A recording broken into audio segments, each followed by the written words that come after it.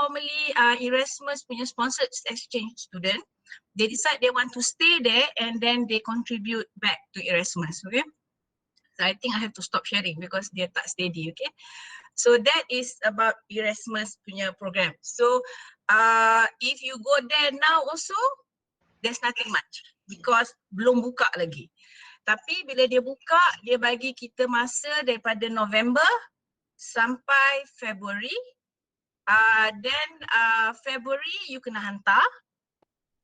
And the result will be out somewhere in July or in August.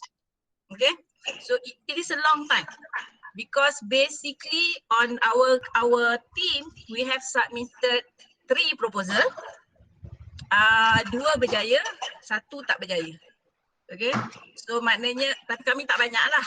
Okay, macam some universities their success rate is about 20% or 30%. In fact, why I agree to do now because one of our agreement with Erasmus is that we have to do what they call as dissemination of information. So we are supposed to disseminate informations on Erasmus.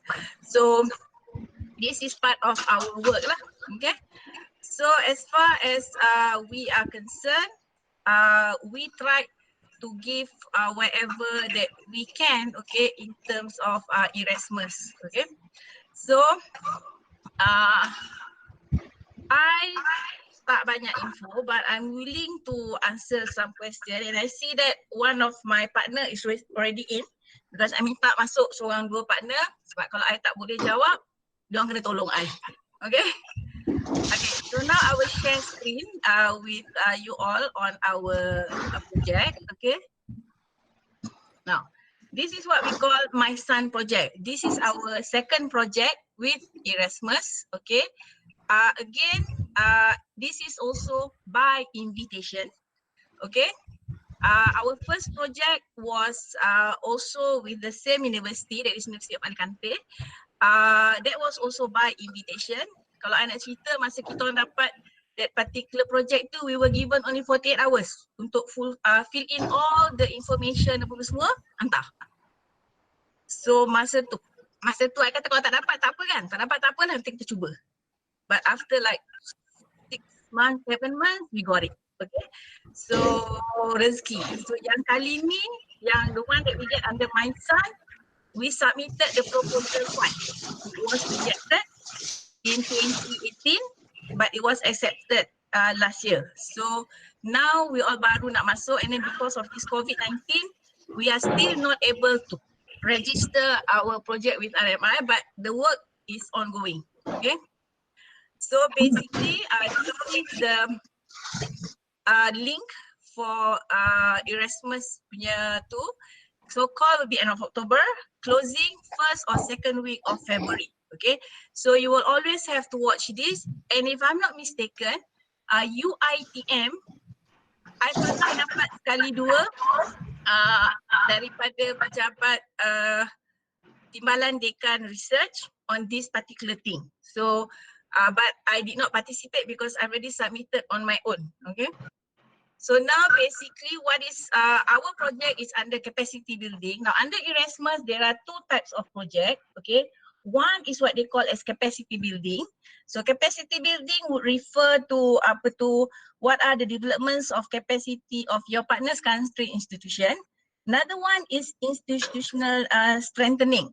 So under institutional strengthening, that is where macam you buat program baru ke, you buat bilateral programs ke, all those things, okay? So, but I've never tried the institutional strengthening.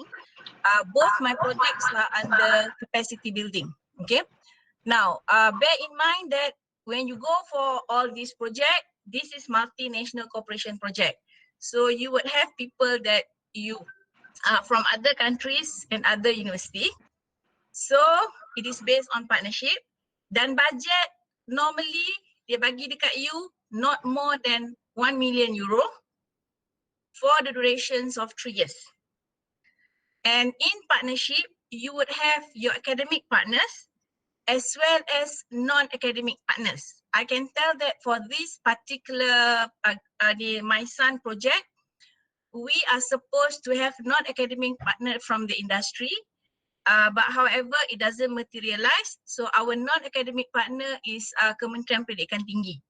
Okay.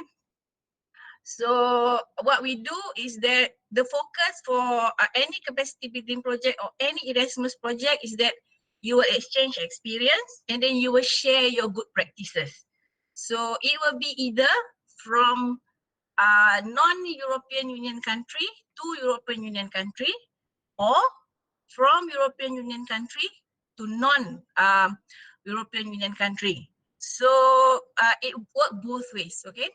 So the projects are normally very complex in terms of writing. Bukan nak takutkan, tapi because you bear in mind, you have like 9 university from maybe 4-5 countries, okay? So you have to make sure that your proposal cover the whole 9 universities. If it's 9 universities, and if it's 3 countries, the whole 3 countries punya report. So it's very challenging in terms of, you know, trying to make sure that it is together and then it is really according to what they want to do. Okay, so this is what the project management office cautioned me last night, because last night I called them. I said I minta izin to use some of their information. So they said the most difficult part is to draft, then to submit, then to report. Now on our part, if my team member can correct me, normally we sit down, we fill in whatever information that are there for our proposal for UITM your part, then we submitted. After 2-3 days we submitted, then the proposal will come back to us, redo back, okay? Then we submit again.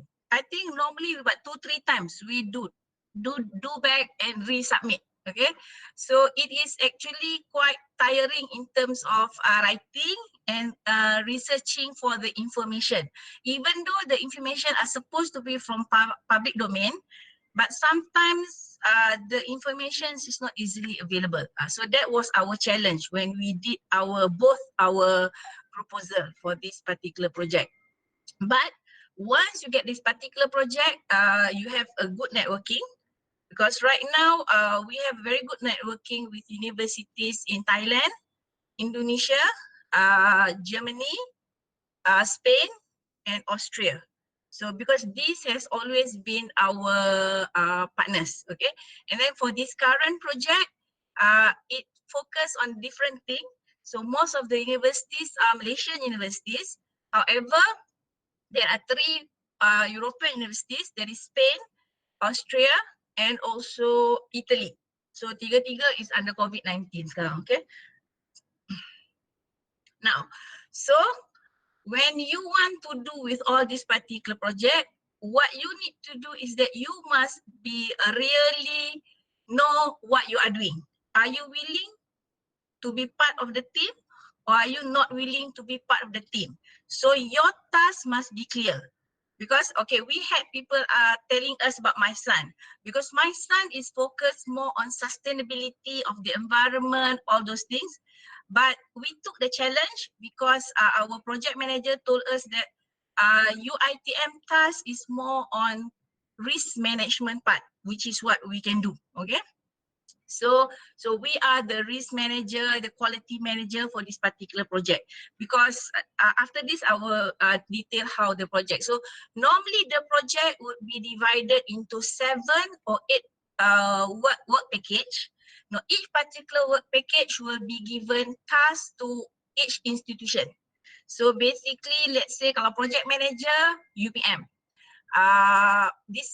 Dissemination of information UUM. So each will have a leader. So the leader will chart whatever is the work that must be done by all project member. Leader chart, but as far as execution of project, semua orang kena buat. Tak ada macam, oh that's not my job. No, you have to make sure that your university finish work package 1, work package 2, 3, 4, 5, 6, 7. Okay, all must be finished, but you are the leader for one particular project. Okay, the project are integrated lah according to what are the objective of the research. Okay, Now, basically, when you do all these things, we try to follow all the work description. Once you dah dapat, bila you tengok balik proposal you hantar tu, it's like 156 pages, 170 pages. Because bear in mind, because it is about berapa country, berapa university, each bagi dia punya input. So, bila you compile, it becomes one thesis. Okay? Most important thing, bila kita orang kerja, we are very trusting towards each other. And we communicate together since the first day we start writing the proposal. So tak ada macam, oh I tak tahu apa, no. Masa kita tulis proposal tu kita dah tahu. And then when you get back the what we call as the deed, it is your job to read the deed from page 1 to page 156. You must read the deed so that you know what is your work, what is other person's work, so that you boleh integrate with them. Okay, so basically management is given to your project manager, quality macam kita orang UiTM buat, and dissemination ketakselaan untuk projek yang kali ni UUM buat. Okay, for our project, okay, there are two difference between projek yang kita buat sekarang dengan projek dulu. Now, projek sekarang is on sustainability. Okay, projek dulu is on financial management practices. Now, both project ada challenges dia. Macam my son ni baru kick off, so I tak nampak lagi challenges. The challenges that we are facing right now is because we find it difficult to work because of everything is closed. Okay, so we tried our best. Okay, now as far as advance is concerned, okay, it is a very challenging project, and in fact our project manager in Spain said that advance is a difficult project to execute because it involves legislation, because it has financial management practices from one country to another country and from one university to another university depend on what is the corporate governance of that particular university.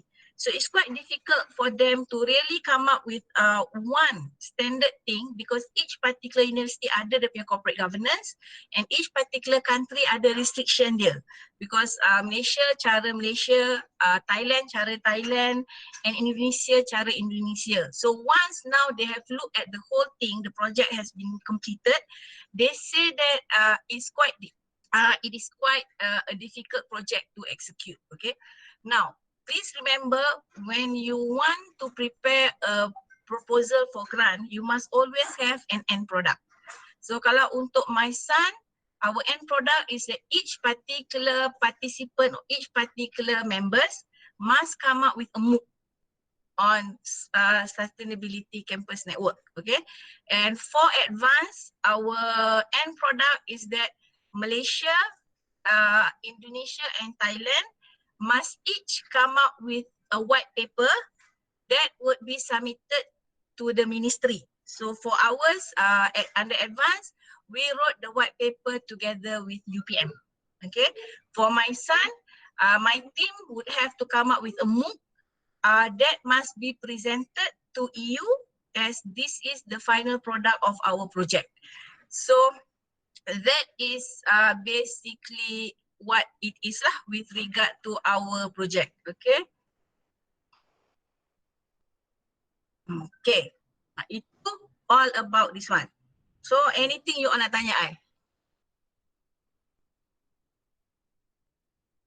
Tak ada? No, nothing at the moment. But that is all. Okay.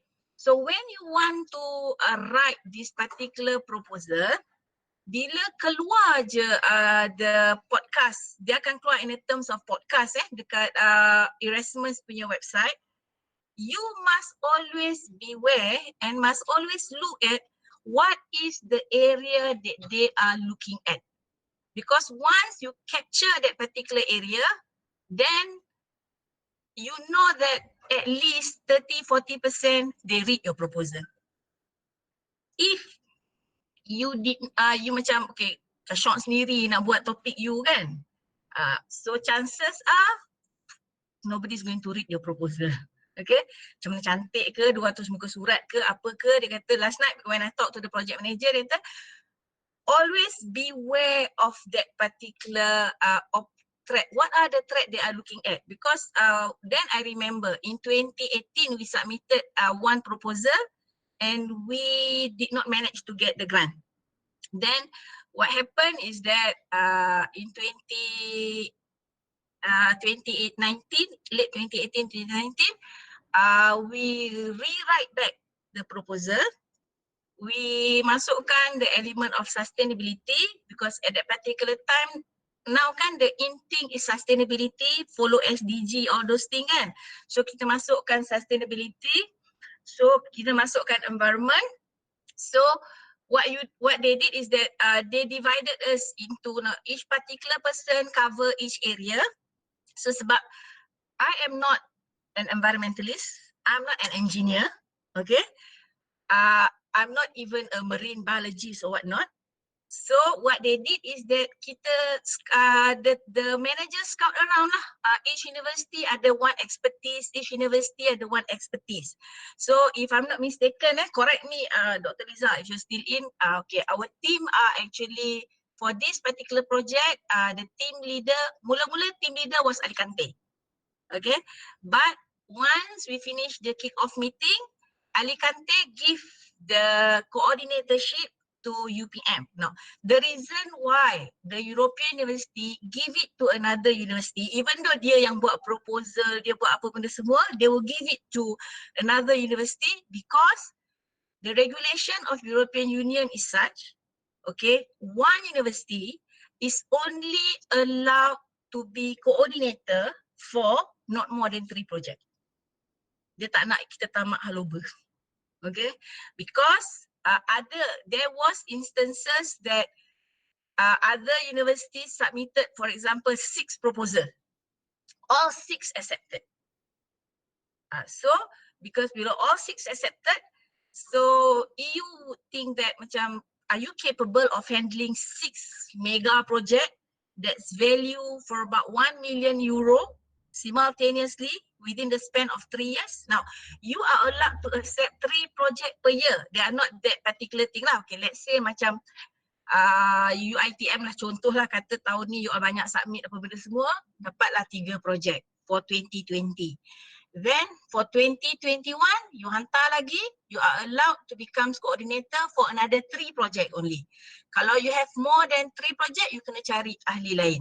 Okay, itu tu. Okay, how you want to form the consortium? Now, when you want to form the consortium, you kena tengok what is the scope of your study. Okay, your scope can be at national level or regional level. Okay, now if you are looking at regional level, it can be between Asia or Asian. Okay, Asia can be, you include Myanmar, Asian country, you include Myanmar, you include everything. So you must have universities lah from all this to be part, or it can be other stakeholder, for example, the ministry. Okay, it depends on what is your topic. Okay, then kalau you are looking at national level, that's what we are doing now. The last time we were doing at regional level, kita buat Thailand, Indonesia, Malaysia. Okay. So kalau sekarang ni kita ada Sabah, Sarawak, UMS, Unimas, then kita ada University Malaysia Pahang. We have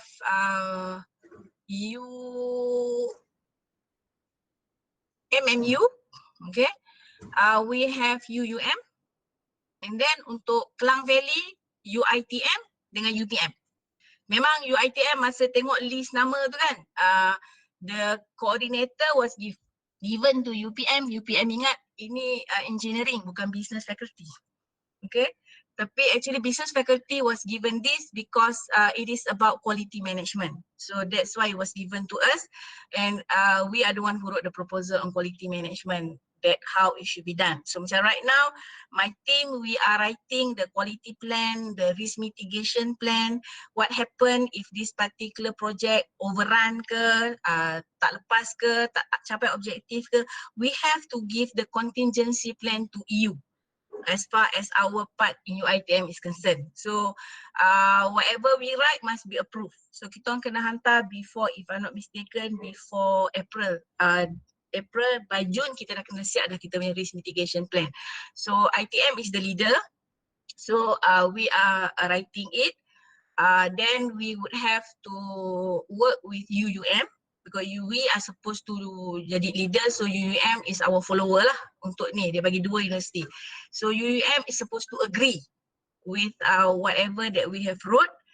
Then we will submit it to our project manager, that is UPM, to be executed. Now, as far as our scope, quality management semua kita control, tapi comes finance is directly under EU.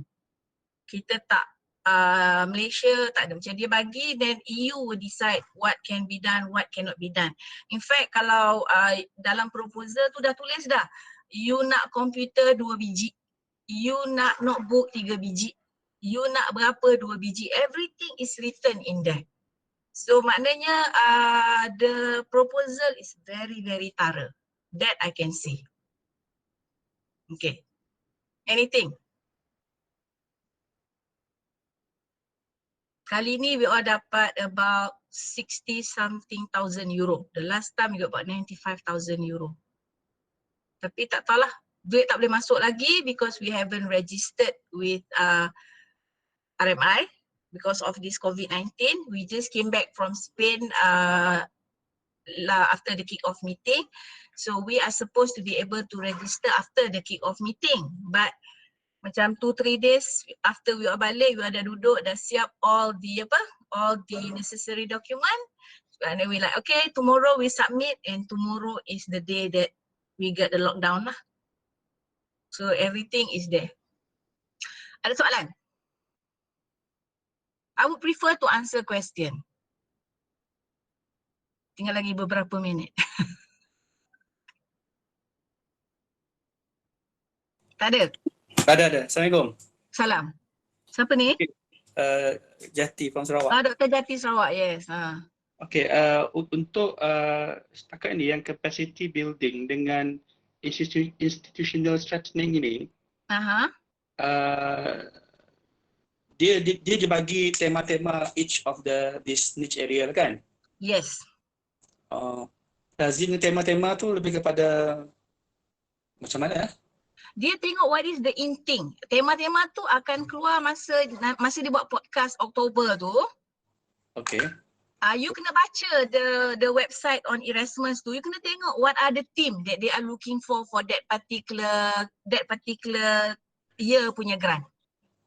Okay. You kena follow. Macam kalau sekarang you kata I want to do about this, katakan sekali tiba-tiba when you open the website in October, that is not the theme for that year. So chances will be nobody is going to read lah kan. It's just like FRGS. FRGS kan dia ada theme kan. Lebih kurang macam tu lah. So you follow the theme. It's just that if you want to say FRGS is difficult, I would say this is a lot rigorous. If you ask my team, kami tu if we stay back at UiTM until 12 midnight tu is normal lah for us. Oh my God. Dia punya outcome of the program ini, dia berbentuk publication dan training lah. Training, we provide training. Then we do what training for trainer because you have to multiple the training. Okay? Because you go for training, then you come back, you have to retrain. And then at the same time, you have what we call write up, sama ada white paper ke, sometimes publication ke, or macam what for this one is that we have to come up with MOOC that have guideline on how you want to go about as far as sustainability of Malaysian campuses is all about. Because right now kita focus on sustainability of Malaysian campus. At first masa kami buat the first round dulu, we are looking at campus as one-stop center. That one kena reject. So now tukar campus jadi sustainability center. Okay. Ada tak sampel proposal Erasmus yang kita boleh melihat? Ada dekat dalam website dia. Oh, dia dah bagi. Ya, semua siap. Dia ada 2017, 18, 19 semua ada kat dalam tu. Okay, saya tak masuk lagi pun. I just want to Ah. listen to your explanation today. Tak, sebab semua dia dekat dalam tu. That's why dia kata make sure that you click on at the website before dia buka. Dia buka is in October kan. So that Yeah. you get the grips of how you want to write apa semua kan. Tapi in order for you to write whatsoever, you have to have a strong consortium. Okay, your consortium, kalau you nak buat regional, Malaysia, ni you kena ada Asian lah kan. Kalau you Yeah. nak buat national, you kena ada Malaysia University. But it is compulsory for you to have minimum 3 European university as your partner. Okay. You tak ada European university, nobody is going to give you the money. Okay, European termasuk EU dan non-EU? EU sahaja. EU saja. Tadi you dah Kalau- mention pasal non-EU tadi apa dia? Indonesian tu kalau you buat regional. Original. Bila you buat regional, you boleh masukkan Indonesia, Thailand because it will be comparative kan between the region kan. Okay. Tapi kalau you buat national, it can just be Malaysia University lah. Okay, Malaysia University dan 3 universiti di EU. It must be university in European Union. Sebab dia nak make sure duit dia dapat balik dekat dia kan. Okay. Dan tadi outcome tadi tu you kata is more on the training dan ada buat publication tak? Publication ada. Masa you buat proposal tu, kalau you nak buat publication, you buat publication, you nak buat conference paper, you buat conference paper, you tulis semua dalam you punya proposal. Okay. So what do you want? Tapi for sure, you kena ada end product. Not necessarily publication, because bila publication, kita terlalu fokus kepada academic kan? Yeah. Now, you are looking at academic and how you want to make sure that our research ni is also usable for the society. How you want to change the society. Macam I can tell you one of their project that is ongoing is for them to go on under fintech is how you want to teach old people about technology in finance so that when they have dementia, they can still manage their own finances. Now, this particular project is not being run in outside of European Union. It is being run in Austria, Spain, France, and Austria, Spain, and Germany. About 4 countries. I see. So kalau you pergi dekat website dia, you can see there's a lot of listing of project. So this particular project was done masa kita dapat kita punya advance because at that particular time the focus was financial management. Okay. So that's why they go on financial management. Macam in 2019, 2020, the focus was SDG because of the UNICEF punya 8 pillar ke berapa pillar tu kan. So they focus pada particular UNICEF punya pillar. Alright. Macam yang ini, I do know that now European Union ada buka grant for COVID-19. Ya, I nampak tadi. Tapi I tak tahu whether it cover us or not because I belum baca lagi and I pun belum sempat lagi nak conference call dengan my colleague in Spain because I normally discuss dengan my colleague in Spain. That's why kebanyakan projek I datang daripada Spain. Because I just click with that particular project management office in Spain because they are really professionals handling project whereby professors do not have to write their proposal. You go there, you have an idea, you throw an idea to them, so they will be the ones searching partners for you. Maknanya dia contact, university because I was contacted by their office. So say we want to do this, university minat ke tak minat ke, kalau minat this is what you do and then lepas tu once dah dapat dia kata then kita ambil balik apa kita collect, kita sit back with the professors and then dia tengok balik sama ada that is what the objective that the professor want because they are professional project managers. I see. Itu kita tak ada, we don't have that particular luck yet. Just now you mentioned you are invited. By Yes. invited. What do you mean by invited? By invitation, maknanya I tak payah form consortium. The consortium is formed, I am invited to be part of the consortium. Rezeki lah kot. So I tak payahlah nak buat 140 muka surat proposal. What I did was that they give me a part like about 15-20 pages. That's all I do lah. Rezeki lah tu. Sebab you are invited kan? Yeah, okay. Ah. We have to start from the beginning. Yeah, kalau you nak buat konsortium dekat UiTM, you have to start from the very beginning lah. Maknanya sekarang ni you kena buka the website for Erasmus. You have to really go through lah at the proposal, look at what are the contents, things like that lah.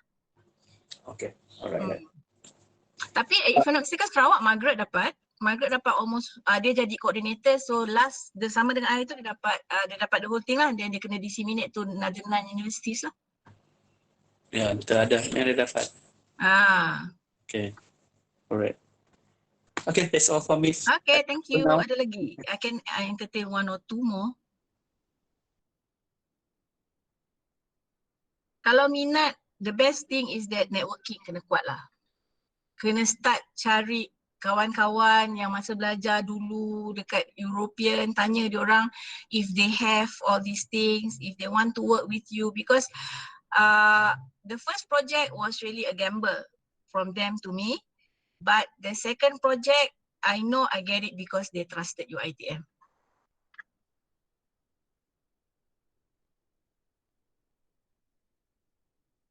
Tak ada dah soalan? Tak ada, I keluar. Ada lagi saya. You rasa lah for this coming punya trend lah, tim-tim yang possible for the Erasmus Plus ni nak akan keluarkan? Semalam I tanya dengan the project manager University of Alicante, Spain. Okay. I tanya dia semalam, I kata, ada tak nampak macam, do you see anything of where it's going, where it's heading, you know? So I haven't seen it yet. Dia kata, but dia kata that's why she said that the COVID-19 is out already, so that's out of the way. But maybe more on redevelopment of the economy, you know, things like that kan?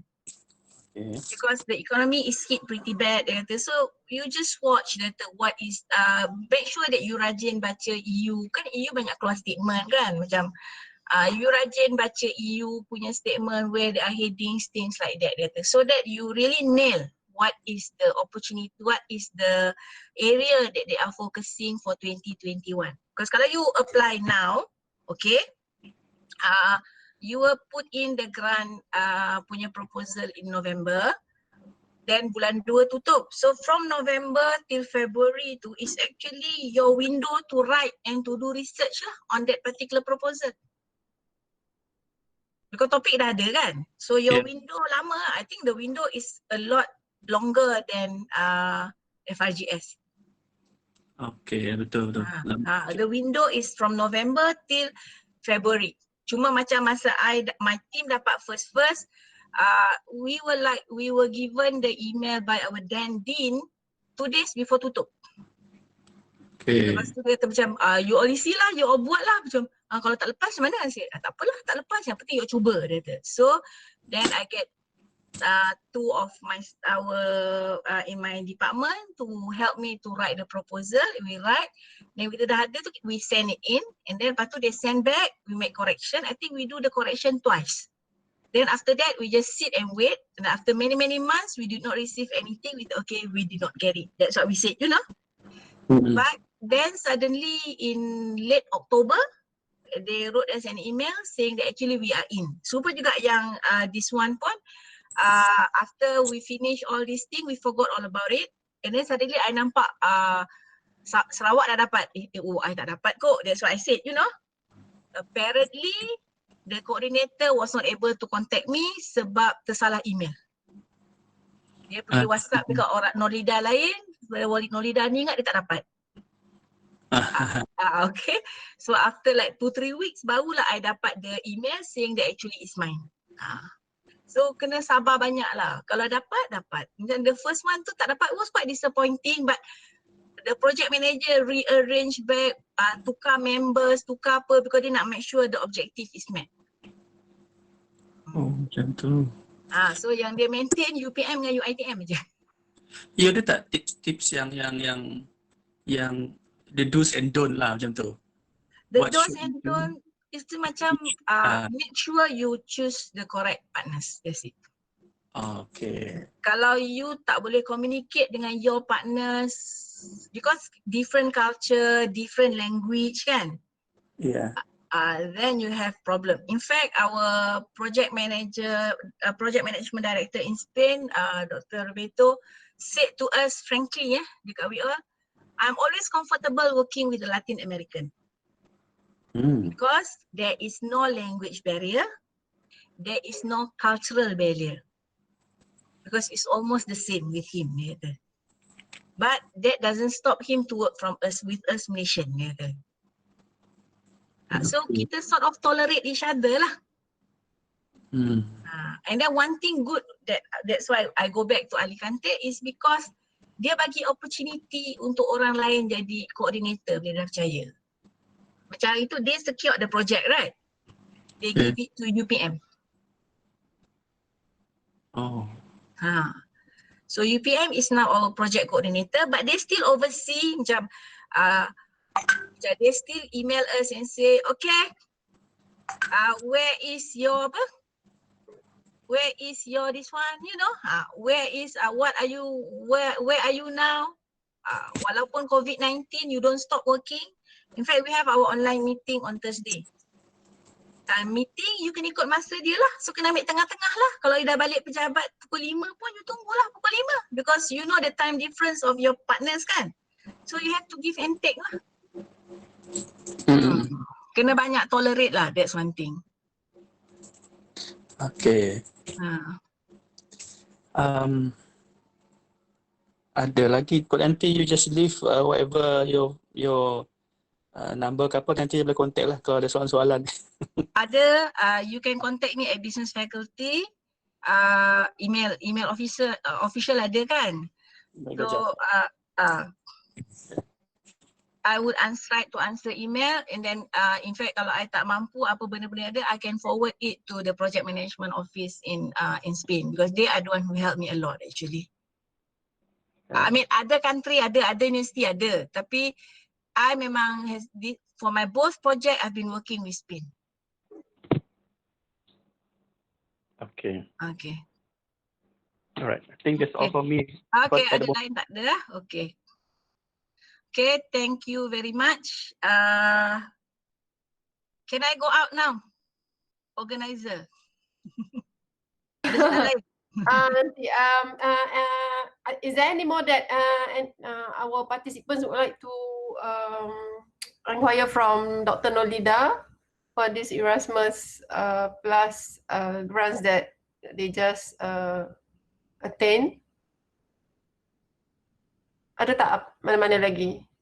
So once you get the grant 3 tahun you terikat dengan dia orang?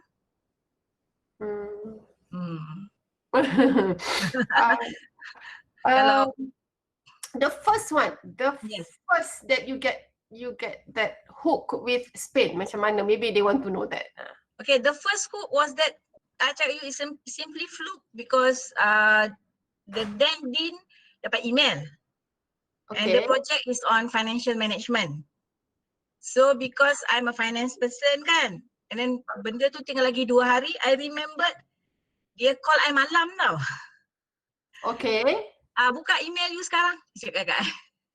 Oh, okay. Dia cakap malam-malam, so buka email, lepas tu I call balik. Prof, I don't think I can do it. I only have 48 hours to finish. Buat aja, dia kata. Kalau you boleh buat, you buat, and then you cari siapa bantu you. So I hook up Dr. Rahim and Dr. Noliza to help me. It's weekend, so we work weekend. The whole weekend we work untuk nak fulfill that 15-20 pages tu. Then we all hantar. Yang pentingnya kan, you meet the deadline, you hantar. Lepas tu, bila you dah hantar, then dia akan pulang balik dekat you untuk nak buat pembetulan. It's just like FRJS lah. Yang penting you meet the deadline untuk nak hantar tu aja. Because dia pun ada deadline. Once dia dah compile daripada semua orang, dia akan hantar, dia kena hantar ke Erasmus before first week of February kan. So you have to make sure that you hantar to them before that first week of February. So then dia hantar 2-3 kali dia hantar, then lepas tu dia kata okay final, we accept what you have written, then you tunggu. Okay. Macam the second one ni, dia orang hantar dekat me personally in October asking me, do you want to be with us again? So I said why not? Masa tu pun the first grant is about to finish kan, so we all buat, Lepas tu dia kata we did not get it. Okay, but don't worry, next year cuba lagi because you can only try once a year. Okay. So that's why we tried the second time lepas. So lepas ni I tak boleh cuba dah lah sebab ada nak pension dah. Dunia I pula. Yeah. Okay.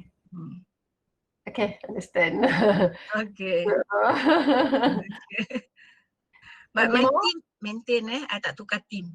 Sebab I work well with the previous team, so I don't want to change I think collaborators in our area in UiTM pun penting juga to understand us. Yeah.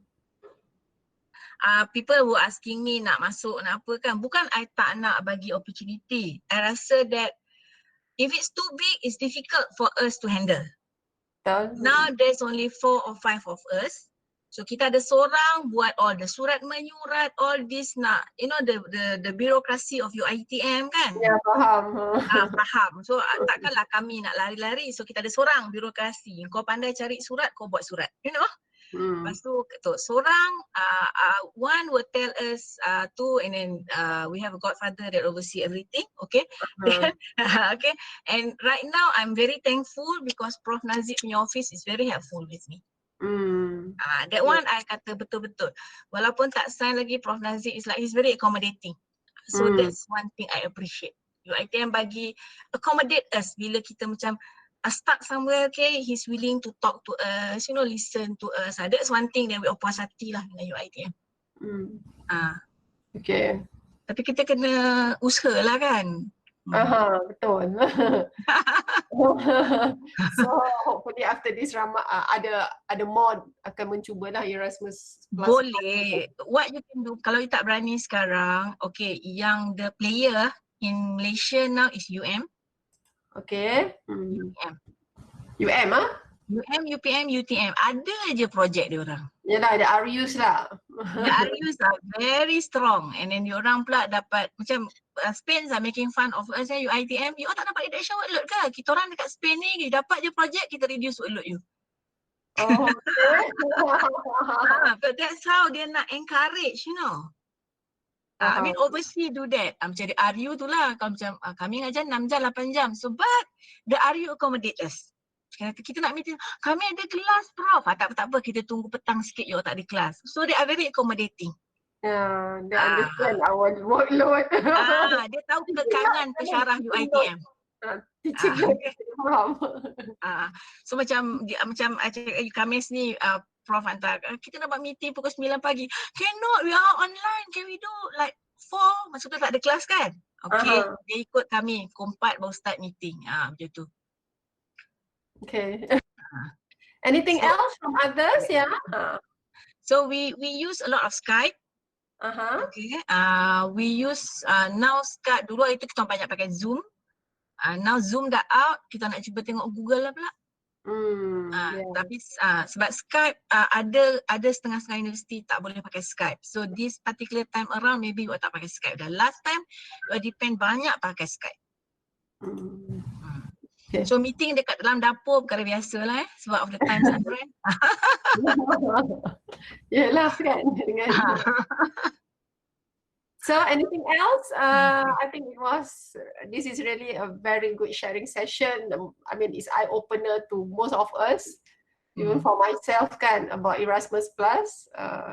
Actually Erasmus Plus, tapi Prof, Erasmus Plus dalam UiTM bukan baru dah lama.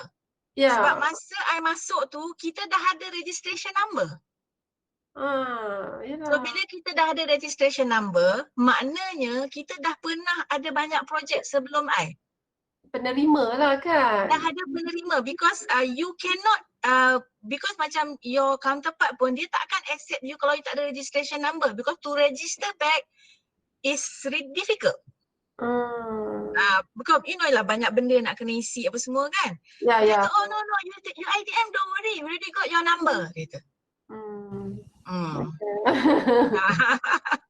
So I know there was a lot of research before me kalau number dah ada.